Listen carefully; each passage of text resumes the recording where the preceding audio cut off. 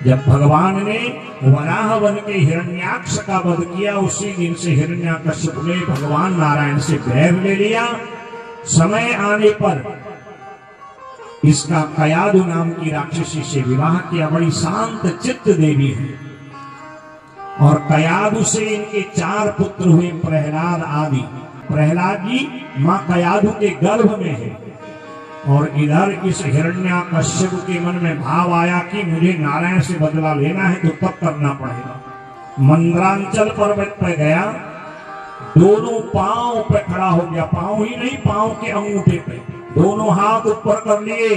ब्रह्मणे नमः, ब्रह्मणे नमः। सतेते मंदरद्रोण्याम तपः परम दारुणम् ऊर्ध्वबाहुर्नभो दृष्टिः पादांगुष्ठश्रियपावनिः। पांव के अंगूठे पे खड़ा हो गया, दोनों हाथ ऊपर कर लिए। ब्रह्मणे नमो, ब्रह्मणे नमो। हजारों वर्ष बीत गए, मुख से अग्नि जैसा तेज जब निकलने लगा, ब्रह्मा जी आ गए। उत्तिष्ठो उत्तिष्ठ भद्रम ते तपः शतघोषिकाश्चपः। हे कश्यपानंदन, क्या चाहिए तुम्हें, मांगो। कहा मुझे अजर अमर कर दो। ब्रह्मा जी कहते हैं अजर अमर मैं ही नहीं हूं। भृकुटी विलास सृष्टि ले हुई। नारायण की एक भृकुटी, एक पलक झपकते मुझ जैसे तो हजारों ब्रह्मा आके निकल जाते हैं। ब्रह्मा जी का भी स्थायी पद नहीं है, स्थायी तो नारायण ही है। सत्यम परम धीमहि। दूसरा वरदान मांग। कहा ठीक है, अगर ये नहीं देना चाहते हो, भूतेभ्यस् त्वस्त्रिसृष्टेभ्यो मृत्युर्मां भून् मम प्रभो नान्तर्बहिर्दिवानक्त मन्यस्मादपि चायुधै। न दिन में मरूं, न रात मरूं, न ऊपर मरूं, न नीचे मरूं, न अंदर मरूं, न बाहर मरूं, न अस्त्र से मरूं, न शस्त्र से मरूं, न पशु से मरूं, न मनुष्य से मरूं। यहाँ तक कि आपके बनाए हुए जो 12 मास हैं, चैत्र वैशाख माघ फाल्गुन पर्यंत, इनमें भी मेरी मृत्यु न हो। ब्रह्मा जी ने तो अपना पिंड छोड़ाना था। कहा जा, कभी ऐसी स्थिति आए तभी मरे, नहीं तो तुझे कोई आया मत वाला होके सारी रसातल को जीत लिया, पाताल लोक को जीत लिया, शोणितपुर का राजा बन गया, सेना इकट्ठा करी, तीनों लोकों में स्वयं भू राजा बन गया। मैं ही हिरण्याकश्यप हूं और मैं ही नारायण से बलवान हूं। और घोषणा कर दी, जो मेरे शत्रु नारायण के नाम की आहुति देगा, जप करेगा, भजन करेगा, उसकी जीवा काट दी जाएगी। ये तब करने गया था ना, उस समय कयादु मां को बड़ी चिंता हुई। मेरे गर्भ का बालक कहीं इसी की तरह हो गया तो मेरे कुल का उद्धार कैसे होगा। और वज्र लेके इंद्र आ गया कयादु के गर्भ को नष्ट करने। मार्ग में नारद जी मिल गए। कहाँ जाते हो? सारी बात बताई कि मेरा शत्रु का पुत्र कयादु के गर्भ में है। नारद जी कहते हैं, अरे मूर्ख इंद्र, अगर ये बालक जन्म नहीं लेगा तो कभी अपने शत्रु को पराजित नहीं कर पाएगा, तू जा। और मां कयादु के महल में गए, गंगा स्नान करा के गंगा तट पर 7 दिन तक नारद जी ने मां कयादु को भागवत धर्म का ज्ञान प्रदान किया। इसीलिए कहते हैं सगर्भावस्था में मां की जैसी चित्त वृत्ति, जैसा उसका भाव विचार होता है, वैसी संतान होती है। आजकल की माताएं अपने कक्ष में हीरो हीरोइन की भयंकर तस्वीरें लगाती हैं। अब वो संतान हीरो हीरोइन जैसी तो होते नहीं। हाँ, मोहल्ले का दादा, नगर का दादा बाहुबली जरूर बन जाता है। इसलिए आज तो विज्ञान इस बात को पुष्ट करता है और हमारे शास्त्र में पहले लिखा है, सगर्भावस्था में माता की स्थिति आध्यात्मिक होनी चाहिए। भगवान के ही रूप में कोई भक्त आपके घर में आएगा, जो ऐसी कथा कराएगा, जो आपको तीर्थ कराएगा, व्रत कराएगा, आपको तीर्थाटन कराएगा, गोदान कराएगा आपके द्वारा, और खुद धन कमा के आपकी सेवा करेगा। पुत्रवती युवती जग सोई, रघुपति भगति जास सुत होई। वही मां पुत्रवती है जिसके घर में सेवा करने वाली संतान और सेवा करने वाली संतान बिना भक्ति, बिना अध्यात्म चिंतन के नहीं मिलती। इसलिए अपना चिंतन श्रेष्ठ बनाइए। समय आने पर बालक का जन्म हुआ, शुक्राचार्य जी आए और नाम रख दिया प्रहलाद। बोले प्रहलाद जी महाराज की। अभी मैंने आपको 12 आचार्यों के नाम बताए ना भागवत के पुराणों के, तो उसमें एक प्रहलाद जी भी है। देखिए कुल से कुछ नहीं होता, कुल राक्षस का है, पर देखिए ज्ञान परम भागवतों में प्रहलाद जी की गिनती है। जब बढ़ने लगे ना तो धीरे धीरे ये और बालकों के साथ न खेलते हैं न बात करते हैं, एकांत में बैठ के कभी हंसने लगते हैं, कभी रोने लगते हैं, कभी नाचने लगते हैं, कभी मौन हो जाते हैं। क्यों? क्योंकि गर्भ में थे तो भागवत की कथा के प्रसंगों से भगवान के उन चरित्रों को ग्रहण किया और भगवान की जैसी लीला वैसा ही भाव होता। सीन पर्यटस्नन शयान प्रविवन ब्रुवन नानुसंधन्ते तानि गोविंद परिरंभितः नानुसंधत्ते तानि। बस दिन रात केवल भगवान का ही भजन। अब लोग क्या समझते हैं, ये राजा का लड़का पागल हो गया, 4 पुत्र हैं, 3 तो बढ़िया हैं, और जो भजन कर रहा है लोग उसको ऐसे ही कहते हैं, इसके बाद काम धंधा कुछ नहीं है हमारा।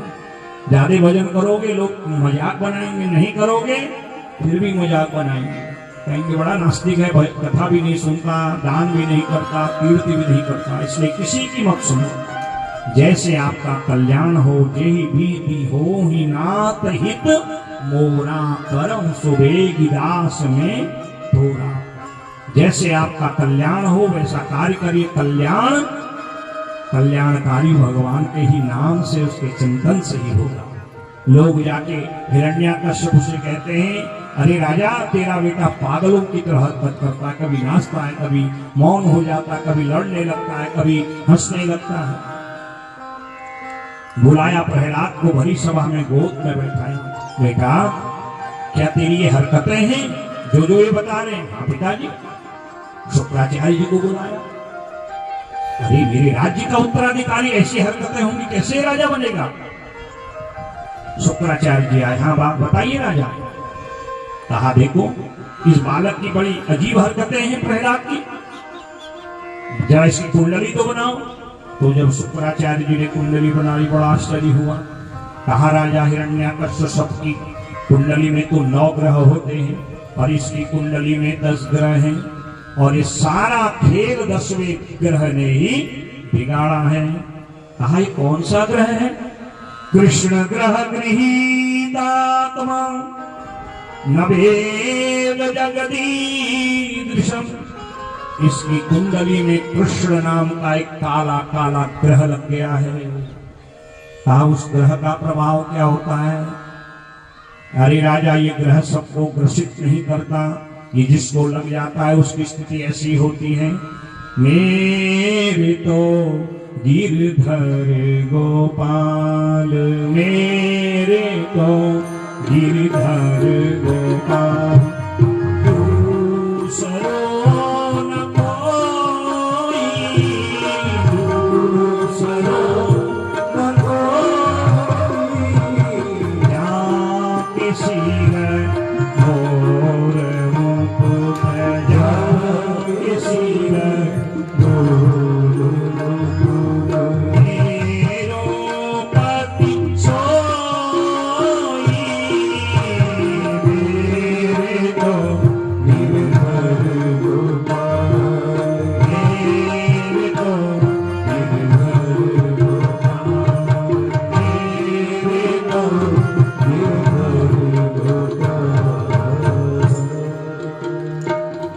उसकी स्थिति मीरा की तरह हो जाती है, तुलसी बाबा की तरह हो जाती है, सूरदास की तरह हो जाती है, गोपियों की तरह हो जाती है।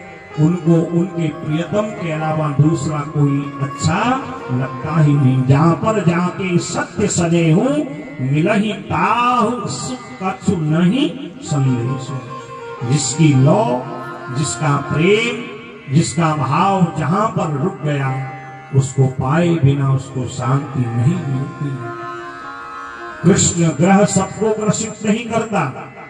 आप कन्हैया की कभी मूर्ति फोटो देखे होंगे ना, कहीं बताइए आपने सीधी मूर्ति कन्हैया की देखी? मैं तो आज तक नहीं देखा। अगर कहीं सीधा कन्हैया मिलेगा तो मुझे जरूर बता देना। एक तरफ पांव है, एक तरफ कमर है, तीसरी तरफ गर्दन है। इसीलिए भगवान का एक नाम है त्रिभंग मधुराकृति, और वृंदावन में तो उसको बांके बिहारी कहते हैं। बांका माने टेढ़ा। टेढ़े को भी हम लोग इतना मानते हैं, बताओ। एक तो दिखने का काला और टेढ़ा। बताओ, टेढ़ा व्यक्ति सामने जाए लोग दूसरा रास्ता बदल देते हैं। काले को कौन अच्छा मानता है बताइए? बहू ढूंढने जाओ थोड़ी महाराज श्याम वर्ण की हो, सांवली हो, अरे ना महाराज कुछ नहीं है, खाली काली। जवाई ढूंढने जाओ, काला मिल जाए, के नहीं दिन उल्ट तो चुकाओ पट। और बांके बिहारी को देखो, बांके बिहारी की देख छटा मन मेरा हो गया। मीरा ने तो मेवाड़ का राज्य छोड़ दिया। रानी बनना कौन नहीं चाहता? कहती नहीं, ये राज सुख अच्छे नहीं है। मेरे तो गिरधर गोपाल दूसरो न कोई, जाके शीर मोर मुकुट मेरो पति सोई।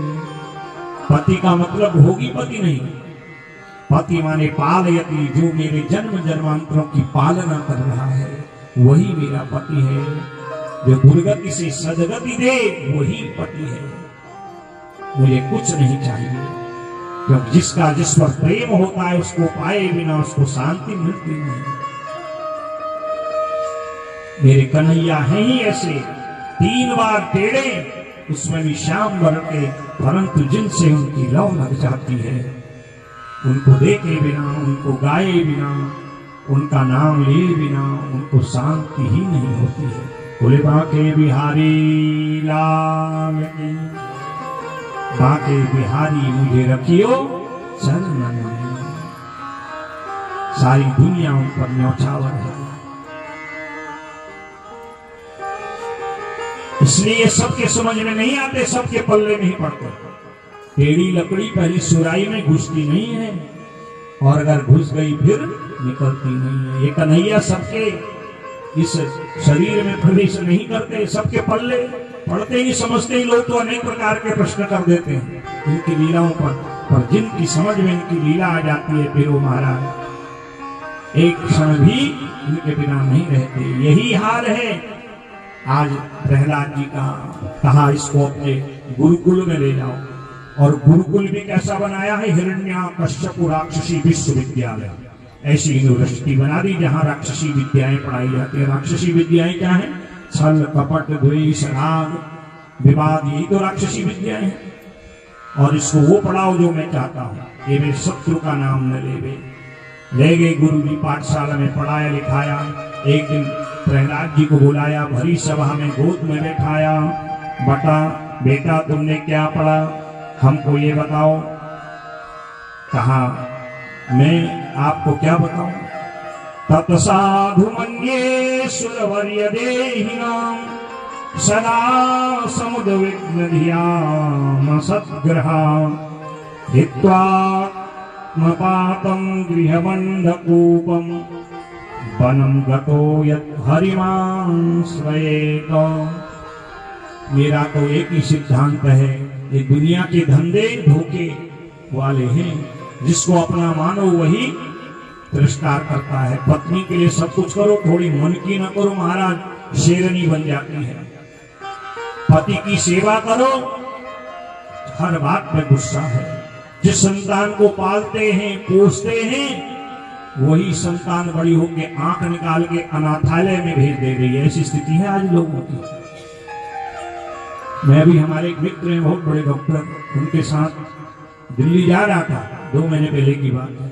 तो उनके अपने एक मित्र से बात हो रही थी, और मुझे बड़ा आश्चर्य हुआ। मैंने बाद में डॉक्टर साहब से कहा, मैंने कहा देखो समाज की स्थिति क्या हो गई, क्योंकि हम तो देख रहे हैं वो कहते हैं कि मेरा विचार है कि मैंने इस व्यापार से बहुत पैसा कमा लिया है, अब मेरा विचार है एक 5 स्टार लेवल का अनाथालय खोला जाए। बताइए, अनाथालय वो भी 5 स्टार का। उनकी जब वार्तालाप पूरी होगी तो मैंने कहा अभी क्या कह रहे थे, अरे उनके पास बहुत पैसा है, आजकल बच्चों को लोग पढ़ाते हैं लिखाते हैं, विदेश में रहते हैं, बच्चे वापस बहुत कम आते हैं, कभी सालों में आए, माता पिता बूढ़े हो गए, नौकरी माता भी कर रही थी, पिता भी कर रहे थे, 50, 60, 70, 80 हजार एक को पेंशन मिलती है, सेवा करने वाला कोई नहीं। तो आजकल लोग ऐसी जगह ढूंढ रहे हैं जहां पर सारी सुविधाएं मिले, भले पेंशन सब चली जाए। बताओ, ऐसा भी बिजनेस हो रहा है। अब ये कब होंगे?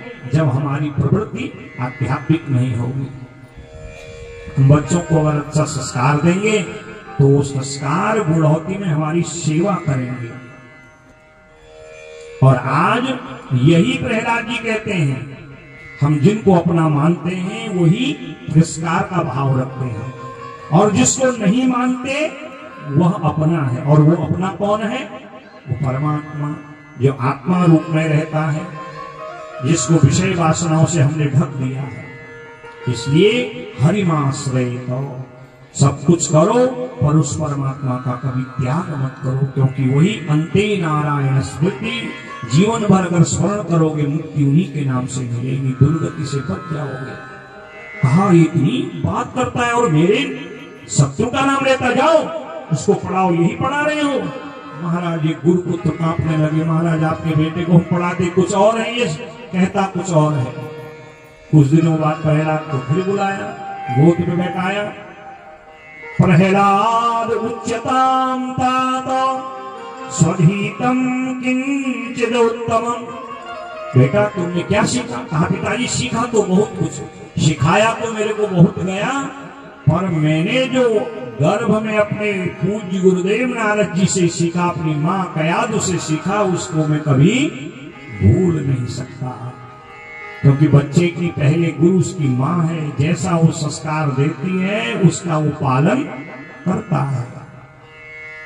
और माँ ने तो यही सिखाया था कि भगवान की भक्ति करो, इस संसार के भवसागर से पार हो। तो कहता है पिताजी मैंने नारायण की 9 प्रकार की भक्ति ग्रहण की है। श्रवणम कीर्तनम विष्णोः, स्मरणम पाद सेवनम, अर्चनम वंदनम दास्यम, सख्यमात्म निवेदनम। 9 प्रकार से भगवान को प्राप्त किया जा सकता। ये 9 मार्ग हैं। श्रवणम भगवान की कथा, कीर्तनम भगवान का कीर्तन, और कीर्तन भी कैसा हो? कीर्तन को उल्टा कर दो, गाना लगे ताली बजा रहे हैं, नहीं तो लोग क्या कहेंगे। और डीजे में तो बूढ़ी बूढ़ी माता भी नाचती है, वो गाने भी पल्ले नहीं पड़ते, सारा कमर पांव का दर्द गायब हो जाता है। और भगवान के भजन में ताली बजाने में आपत है? हमारे बताइए। बच्चे सबके घर में होते हैं ना, डॉक्टर के घर में भी होते हैं, प्रोफेसर के घर में भी होते हैं, सबके घर में होते हैं। जब बच्चा चूकता नहीं तो बड़ा बड़ा डॉक्टर प्रोफेसर भी उसको चुपाने के लिए ताली बजाता है। और वही जब कथा में आता है भगवान के नाम की ताली बजाने में अपने आप को बड़ा जो है भाव मन में रखता, मैं क्यों बजाऊं, मत बजाओ। तो जहां भाव में भेद होगा बस वही हमारी बुद्धि बिगड़ गई। तो कीर्तन का उल्टा करिए, नर्तकी भगवान के भजन में मन इतना डूब जावे बस खड़े होकर नृत्य करने को ही मन करे। स्मरणम दुनिया का स्मरण नहीं, परमात्मा का स्मरण। पाद सेवनम चरणों की सेवा। अर्चन प्रातः काल जैसे भगवान का स्तोत्र पूजन करते हैं, ये हाथ दिए हैं भगवान के चरणों की पूजा, जांघों की पूजा, कमर की पूजा, नाभि की पूजा, हृदय की पूजा, हाथों की पूजा, कंठ की पूजा, मुख की, नाक की, कान की, आंख की, सिर की। भगवान को श्रृंगार कराने की आदत बनाओ। जो आप रसोई में बनाते हो शुद्ध तुलसी जल रख के उसको भगवान को नैवेद्य अर्पण करो, ये अर्चनम। वंदनम टूटे फूटे जो भी शब्द है, तुमेव माता च पिता तुमेव, इतना तो सबको आता है, इतना तो हाथ जोड़ के वंदना कर ही सकते हैं ना। दास्यम प्रभु को स्वामी मानिए, स्वयं दास बन जाइए। सत्यम, आप परमात्मा, हम आपकी आत्मा, दोनों भाई हो गए, सखा हो गए। आत्मनिवेदनम, और कुछ नहीं है तो समर्पण कर दीजिए। मेरा मुझ में कुछ नहीं, जो कुछ है सो तोर, तेरा तुझको सौंप दूं, क्या लागे प्रभु मोर। आरती में आप लोग गाते हैं ना अंतिम में, धन मन धन सब कुछ है तेरा, तेरा तुझको अर्पण, क्या लागे मेरा।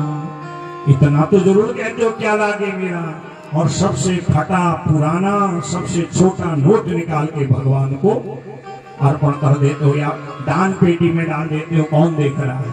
जो नोट कहीं न चले वो भगवान की आरती में चढ़ जाता है, भगवान के दान पात्र में चढ़ जाता है।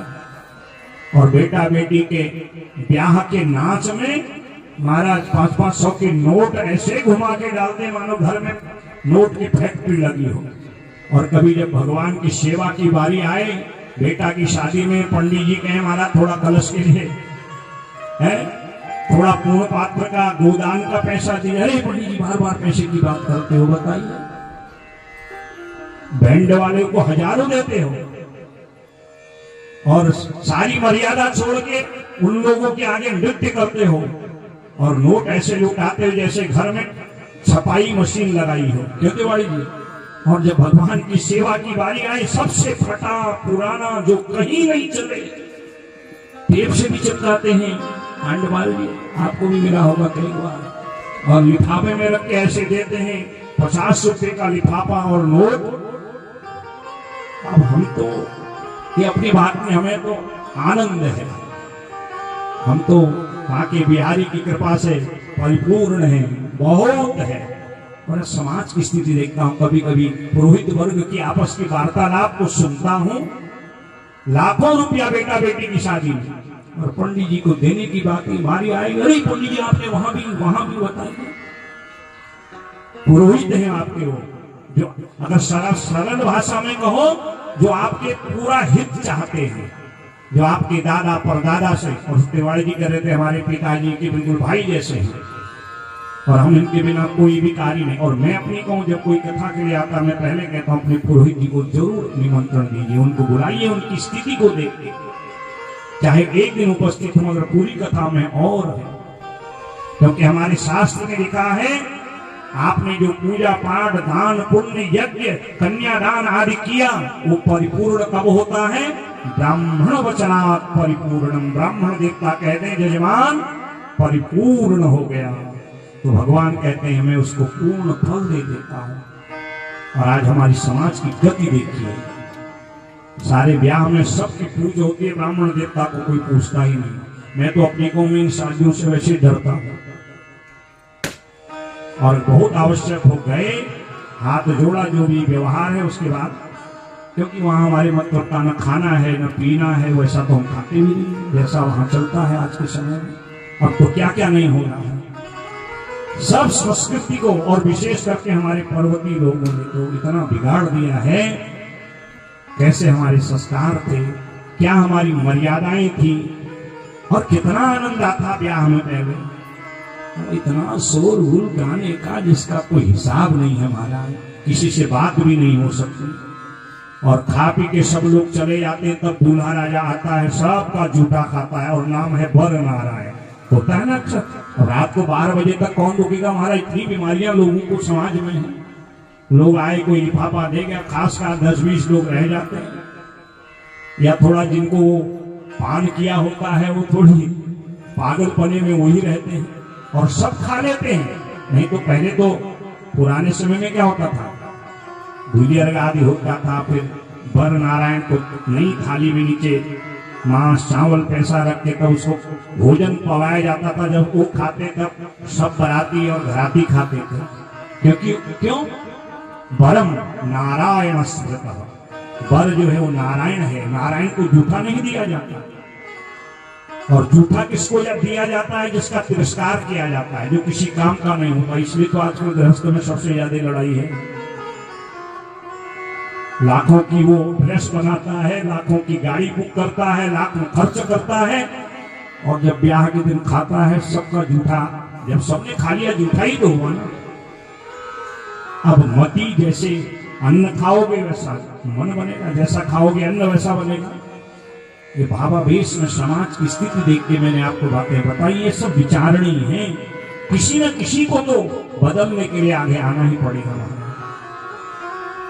अगर हम ऐसी स्थिति में रहे ना, आने वाले समय में संस्कारों में और विकृति आ जाएगी।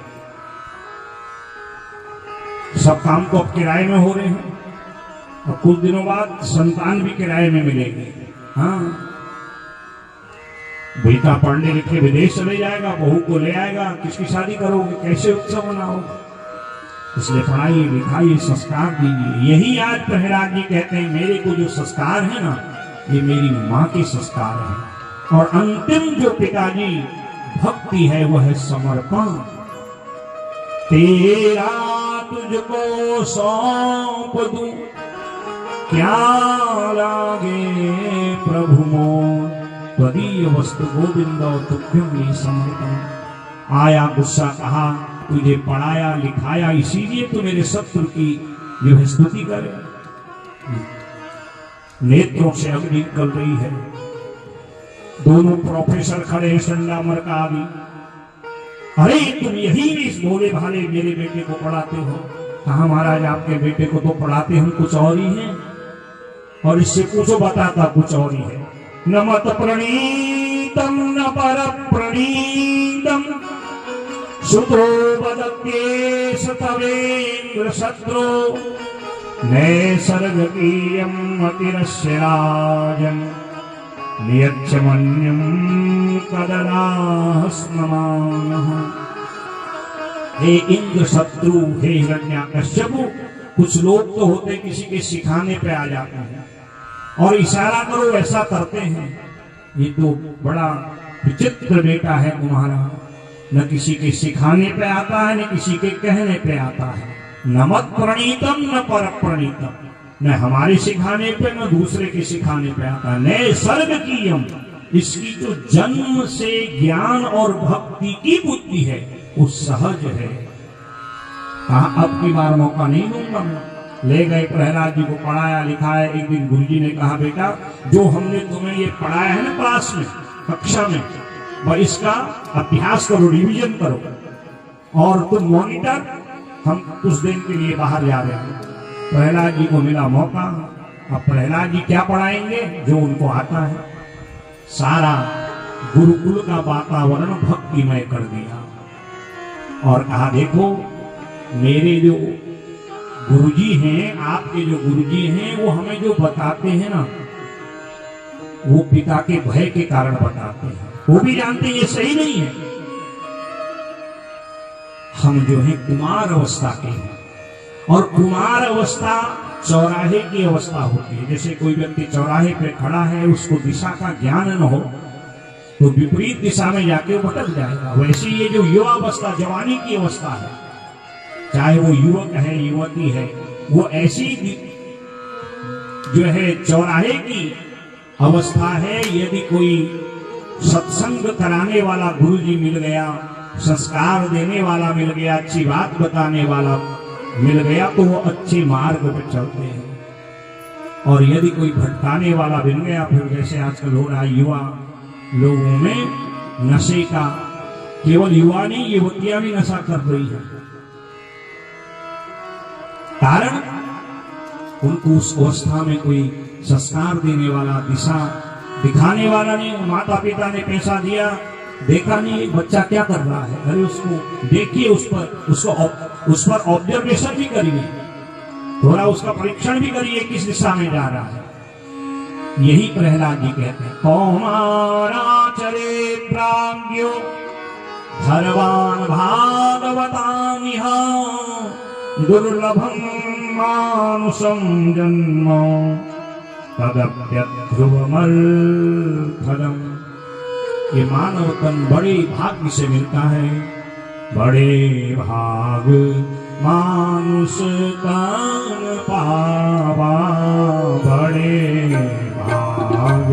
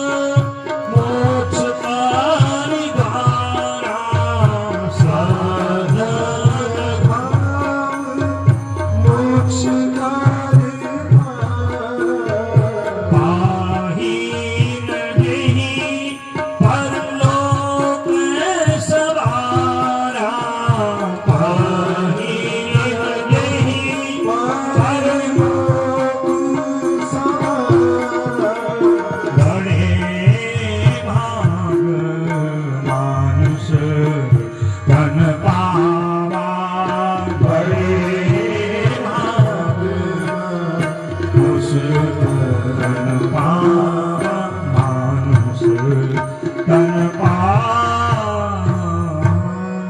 अनेक जन्मों के सत्कर्म से मनुष्य योनि मिलती है, इसलिए इसको युवावस्था में विशेषकर सत्संग और सद्गुरु के पास ले जाने का प्रयास करना चाहिए। और भागवत धर्म अर्थात करुणा, प्रेम और दया युवावस्था से ही 3 धर्मों का आचरण करना चाहिए। सारा गुरुकुल का वातावरण भक्तिमय बना दिया। गुरुजी आए, लौट के देखा, अरे बेटा ये तूने क्या कर दिया, तेरे पिता को पता चलेगा तो हमारी नौकरी भी तू खा जाएगा। एक दिन प्रहलाद जी को भरी सभा में हिरण्याकश्यप ने बुलाया। कयादि भी बैठी है, हजारों लोग बैठे हैं। प्रहलाद जी को बुलाया गुरुकुल से, बताओ बेटा तुमने क्या पढ़ा। प्रहलाद जी कहते, पिताजी एक नहीं हजारों बात भी पूछोगे तो एक ही बात बताओ। श्रद्धया तत्कथायां च कीर्तने गुणकर्मणां तदपादां गुरुहध्यानां तल्लिङ्गैर्क्षणादिभिः न दानं न तपोनिज्ञं न शौचं न व्रतानि च प्रीयते मलया भक्त्या हरिरन्यद् विडम्बनम्। मैं तो उन नारायण की नवदा भक्ति में लगा रहता हूँ। मानता हूँ हर पुत्र के लिए पिता भगवान का ही स्वरूप होता है, पर उस पिता से भी बढ़ के एक परम पिता है और जिनका नाम है नारायण। अगर उत्तम गति पिताजी चाहिए तो अमलया भक्त्या, जिस भक्ति में मैल न हो। निर्मल मन जान सो मोहि पावा, निर्मल मन जान सो मोहि पावा। मोहे कपट छल छिद्र भावा, मोहे कपट छल छिद्र भावा। कहते हैं कि वो परमात्मा निर्मल मन वालों को मिलता है, जिसमें छल कपट द्वेष राग नहीं है। भयंकर क्रोध हिरण्याकश्यप को आ रहा है, हाथ में नंगी तलवार है। कहता है तू बार बार मेरे शत्रु का नाम लेके मुझे ज्ञान की बात करता है। जो मेरा शत्रु मेरे भाई को मारने वाला नारायण है, तू उसी का भजन करता है। मैं आज तुझे छोड़ूंगा नहीं। जिस नारायण की तू बात बार बार मुझसे कहता है, क्या वो यहाँ भी है? कहता पिताजी यहाँ भी है। हरि व्यापक सर्वत्र समाना, हरि व्यापक सर्वत्र समाना। प्रेम के प्रकाटी होहि में जाना, प्रेम के प्रकाटी होहि में जाना। नीलमाल जन्मा सो मोहि पावा, नीलमाल भर जन सो मोहि पावा, सो मोहि पावा, सो मोहि पावा। जिसमें कोई मैल नहीं है। आप भी तो साफ सुथरी वस्तु चाहते हैं, पीने का पानी भी आप साफ चाहते हैं, कपड़ा भी साफ चाहते हैं, भोजन भी हाइजेनिक होना चाहिए, साफ सुथरा होना चाहिए, जहां बैठे वो भी साफ सुथरा हो। तो आप चाहते हैं कि यहाँ भगवान आए तो यहाँ भी तो साफ सफाई होनी चाहिए ना। अब यहाँ दुनिया का छल है, कपट है, द्वेष है, राग, इतनी गंदगी है, तो क्या भगवान आपको दिखाई देंगे? नहीं, वो तो हर जगह है। हरि व्यापक सर्वत्र समान। शर्त है स्वच्छता अभियान अपनाना है, जो हमारे प्रधानमंत्री जी का संकल्प है। अब तो छोटे छोटे बच्चों को भी देखता हूं कहीं कूड़ा नहीं डालने देते। बस जैसी सफाई आप दुनिया की और घर की करते हो ऐसी सफाई थोड़ी सी अंदर मन की कर दीजिए।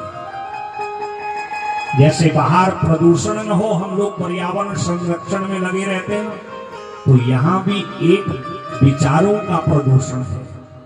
वैचारिक प्रदूषण, गंदगी जब तक है वो परमात्मा मिलने वाला नहीं है। और वो जो प्रदूषण है उसको दूर करने के लिए है भजन। मन को प्रभु में अर्पण कर दे। इन प्रकार जैसे भी चलते फिरते उठते बैठते, ये नहीं कि 4 घंटा बैठे तब भजन होगा, नहीं, बस मन परमात्मा में लगाना। आया प्रहलाद पे क्रोध कंधे पे बांध दिया, कहा तेरा वो नारायण यदि सर्वत्र है तो मुझे क्यों नहीं दिखाई देता, और मैं उसे आज देखना चाहता हूं। का सो यदि सर्वत्र कस्मास्तंभं न दृश्यते। बांधो इस प्रहलाद को खंबे पे, आज मैं इसके इस नारायण को देखना चाहता हूं। भागवत जी में तो बहुत ज्यादा नहीं लिखा, विष्णु पुराण में हिरण्यकश्यपु के द्वारा दी गई प्रहलाद जी की यातनाओं का विस्तार वर्णन है। कहीं पागल हाथियों के आगे डालता है, कभी विष खिलाता है, सर्पों के बीच में डालता है, कांटे में डालता है, पर्वत से समुद्र में गिरा देता है, और हर जगह नारायण ही रक्षा करते हैं। खंबे में बांधा नंगी तलवार, कहा आज मैं तेरे उस नारायण को देखना चाहता हूं। जो ही खंबे पे प्रहलाद को मारने के लिए तलवार को टकराया, उसी समय खंबा फट गया। गुरु गुरु गुरु गुरु गुरु गुरु कहते हुए भगवान नृसिंह प्रकट हो गए। बोले नृसिंह नारायण भगवान की। नायं मृगोनापि नरो विचित्रम् अहो किमेतन्न मृगेन्द्र रूपम। न तो पशु है न मनुष्य है, लपलपाती जीव, गर्दन से ऊपर शेर की तरह, गर्दन से नीचे मनुष्य की तरह लंबे लंबे नाखून, पीली जटाएं, भयंकर नेत्रों से क्रोध की अग्नि लपलपाती हुई जीव से पकड़ा। दोनों हाथ से हिरण्यकश्यप को खींच के लाए, थैली पे गोद में बिठाया। बता मैं कौन हूं? कहा प्रभु न तो आप नर हो न आप पशु हो। कहाँ बैठा है? न ऊपर बैठा हूं न नीचे, आपके अंदर। कौन सा स्थान है? न अंदर है न बाहर है, दिल्ली में हूं। कौन सा समय है? न सुबह है न रात्रि, संध्या काल है। बता भार मास में कौन सा मास है? कहा प्रभु चैत्र आदि मास नहीं, ये तो पुरुषोत्तम मास, अधिक मास है। ये मेरे नाखून क्या है? कहा न अस्त्र है न शस्त्र है, यही वरदान ब्रह्मा ने दिया था ना। और इतना कहते ही भगवान ने क्रोध से हिरण्यकश्यप की छाती फाड़ी, निकाली अतड़ियां और माला की तरह धारण कर ली। चारों ओर भगवान जलते हुए अग्नि की तरह नेत्र फिराते हैं। ब्रह्मादि देवता आए, उनका कोप शांत करने का बहुत उपाय किया। छंदबद्ध तरीके से वेदों के स्वरों में उनकी स्तुति करी, प्रार्थना कर दी, परंतु भगवान नृसिंह का कोप एक क्षण के लिए भी शांत नहीं हुआ। बोले नृसिंह नारायण भगवान की, प्रहलाद जी महाराज की जय। जय श्री। ब्रह्मादि देवताओं ने आके भगवान को बहुत जो है समझाया, स्तुति करी, न्यूनता नहीं आई क्रोध में। देवता घबरा गए, इनका क्रोध यदि शांत नहीं हुआ सारी सृष्टि जल के नष्ट हो जाएगी इनके नेत्राग्नि में। तब देवताओं को याद आया कि स्वामी कितने ही क्रोधित स्वभाव के क्यों न हो, परंतु जब देवी जी के आगे आते हैं, देवियां तो बड़े बड़े महाराज बिगड़े मिजाज पति का भी मिजाज सही कर देते हैं। कई लोग होते बड़ी भीख मारते हैं ऑफिस में, हम तो ये हम तो वो, और जैसे घर गए और थोड़ी देर क्या हुई, देवी ने कहा कहाँ थे? कहती बड़े मीठे स्वर में है, परंतु ध्वनि कुछ और ही होती है। और कई माताएं तो भरी सभा में, अरे इनको तो तमीज भी नहीं है बोलने का। बताइए, जो सारे परिवार को चला रहा है उसको तमीज भी नहीं है। सारी अकड़ धरी की धरी रह जाती है। जैसे भीगी बिल्ली होती है ना, बाहर बड़ी रौब, जैसे ही देवी जी के आगे आते हैं बड़े बड़े महाराज, सारा भाव शांत हो जाता है। और ये आज से नहीं है, ये माताओं की शक्ति का प्रभाव है। या देवी सर्वभूतेषु शक्ति रूपेण। और शक्ति कहाँ विराजमान होती है? सिंह के ऊपर। सिंह के ऊपर कोई साधारण व्यक्ति बैठ सकता है ना? वही बैठेगा जिसके अंदर शक्ति होगी। विद्या समस्ता स्तव देवी भेदा स्त्रियः समस्ता सकला जगत्सु त्वयि गया पूरिति मंबये तत्ताते स्तुति शब्द परापरोक्ति। देवी जी की तो बड़ी शक्ति होती है।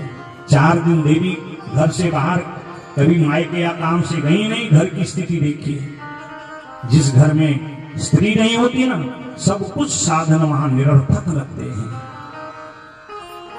बच्चे असहाय महसूस करने लगते हैं। कमाने वाला पति अपने आप को अकेला महसूस करने लगता है। कभी किसी कारणवश से किसी बच्चे का पिता अगर कोई ऐसी बात हो गई तो माँ पिता का भी प्रेम देके उसका पालन पोषण कर उसको संरक्षण देती है। और कभी दुर्भाग्यवश यदि किसी बच्चे की माँ को कुछ हो गया तो पिता असहाय हो जाता है, असहज हो जाता है, गृहस्थ की स्थिति बिगड़ जाती है। वो शक्ति है, वो साधारण नहीं है। इसीलिए आज देवताओं ने इसी सिद्धांत का सहारा लिया। वैकुंठ गए, लक्ष्मी जी कहती आओ देवताओं, आओ देवताओं, आपका स्वागत है। माता जी स्वागत का समय नहीं, आप चलिए। कहाँ जाना है? स्वामी जी क्रोध में। अरे मेरे स्वामी, वो भी क्रोध में। शांताकारं भुजगशयनं पद्मनाभं सुरेशं विश्वाधारं गगनसदृशं मेघवर्णं शुभांगं। जो शेष नाग पर बैठ के भी शांताकार, परम शांत है। हम छिपकली घर में क्या देख रहे, कॉकरोच क्या देख रहे, छोटी सी चींटी क्या देख रहे, महाराज हमारी शांति भंग हो जाती है। और प्रभु नारायण देखिए, हजारों फण वाले शेष नाग पर विराजमान है, उसके बाद भी शांताकार। लक्ष्मी जी कहती मेरे स्वामी इतने शांत और आप कह रहे हो कि क्रोध में है। चलो ठीक है। माँ ने 16 श्रृंगार किए, पूजा की थाली ली छम छम करते हुए। जब पहुंची नृसिंह नारायण के आगे, चरण से जब पूजा आरंभ करते करते मुख की ओर आरती घुमाने लगी मां लक्ष्मी, और नृसिंह भगवान ने शब्द किया। पूजा की थाली छोड़ लक्ष्मी माता बैकुंठ जाके पीछे देखती, ओ राम राम, ये सब क्या हो गया? इतना क्रोध न कभी देखा न कभी सुना। अब तो देवताओं की आकुलता व्याकुलता और बढ़ गई। अब क्या किया जाए? जो देवी के आगे भी शांत न हो। तब ब्रह्मा जी की नजर प्रहलाद जी पे पड़ी। सारे लोग तो परेशान हैं और प्रहलाद जी भगवान की इन लीलाओं को देख के आनंदित हो रहे हैं। कहा हमारी तो गले गले आ रही है और तू मंद मंद मुस्कुरा रहा है। तूने ही बुलाया है, तू ही शांत कर। प्रहलाद जी को लाए और भगवान के आगे रख दिया। और ज्यों ही प्रहलाद जी भगवान को प्रणिपात किए, दंडवत प्रणाम किए, भक्त का कोमल स्पर्श जैसे ही नृसिंह नारायण के चरण में पड़ा, भगवान नृसिंह नारायण का क्रोध शांत हो गया।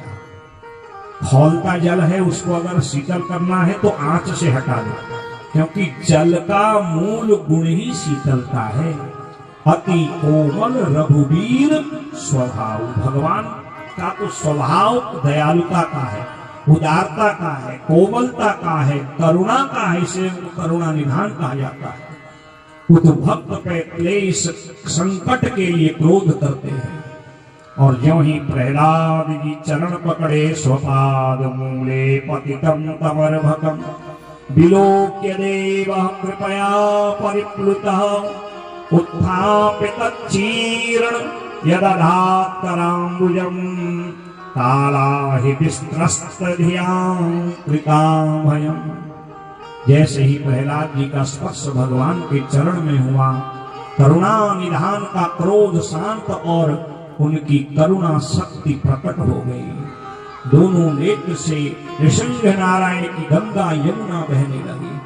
प्रहलाद जी को उठा के गोद में बैठाने लगे और हाथ जोड़ के निवेदन करने लगे। क्वेदम वपु क्वचर्वयस्सु कुमार में क्वेता प्रमत्त कृतदारुणया तवास्ते आलोचितोय विषयोयमभूतपूर्व संतप्यमन्वितमे समये विलंबः। भक्त तो भगवान को हाथ जोड़ते हुए देखे हैं, आज देवता देखते हैं कि भगवान प्रहलाद जी के आगे हाथ जोड़ रहे हैं। कह रहे बेटा मुझे आने में बड़ा विलंब हुआ, मुझे क्षमा कर दे। मैं पहली बार देख रहा हूं कि मेरे भजन करने वाले पर इतना जो है दुराचार हुआ, इतना उसके प्रति व्यवहार गलत हुआ। मैं तो तुझे पकड़ने में भी संकोच कर रहा हूं। सुकुमार एक, कहां तेरा एक सुकुमार शरीर, कहां मेरा ये भयंकर शरीर। प्रहलाद ये सब लोग मेरे भयानक कोप को देख के डर रहे थे, क्या तुझे मुझसे भय नहीं लगता? प्रहलाद जी ने बड़ी सरलता से उत्तर दिया, कहा प्रभु मैं आपसे क्यों डरूं? क्योंकि आप नृसिंह हैं, मैं आपका बच्चा बछड़ा हूं। जंगल में शेर जब गरजता है सब भाग जाते हैं, क्या शेर का बच्चा भागता है? वो कभी शेर की जो है कान को पकड़ता, कभी पूंछ को पकड़ता, कभी पीठ में चढ़ जाता है। तो प्रभु मुझे आपका भय कैसे? हाँ डर लगता है, वो आपकी भयानक माया से लगता है। क्या चाहिए प्रभु? कुछ नहीं चाहिए प्रभु, आप मिल गए, अब क्या चाहिए? यही तो आपकी भक्ति का परिणाम है। संसार के लोग मांगते हैं, और मांगना क्या चाहिए? जो भक्त आपको मांगते हैं फिर उनको मांगने की आवश्यकता नहीं पड़ती। प्रहलाद जी ने यहाँ पर दिव्य 30-40 श्लोकों में बड़ी सुंदर स्तुति की है। कभी भागवत जी के 7वें स्कंद में प्रहलाद स्तुति का अर्थ पढ़िएगा। ब्रह्मादय सुरगणा मुनयो सिद्धा सत्त्वैकतानमतयो वचसां प्रवाहै नाराधितुं गुरुगणैरधुनापि विपुनुः किं तोष्टमर्हति समे हरे उग्रजातः। आपकी करुणा का कौन बखान कर सकता है? ना आप जाति देखते हो, ना आप कुल देखते हो। अगर ऐसा आप देखते तो मुझ निम्न राक्षस कुल में रहने वाले, उत्पन्न होने वाले उस राक्षस कुल का अन्न धन खाने वाले पर आपकी ऐसी करुणा बरसती महाराज। मुझ जैसे राक्षस कुल में उत्पन्न बालक पर आपने कितनी बड़ी करुणा करी। इसका मतलब है कि आप न गुणों से रीझते हो, न धन से, न कुल से, न विद्या से। आपको केवल निर्मल भक्ति ही, निर्मल मन जन सो मोहि पावा। बस केवल आपको निर्मल मन से प्रेम करने वाले भक्त ही प्रसन्न कर सकते हैं।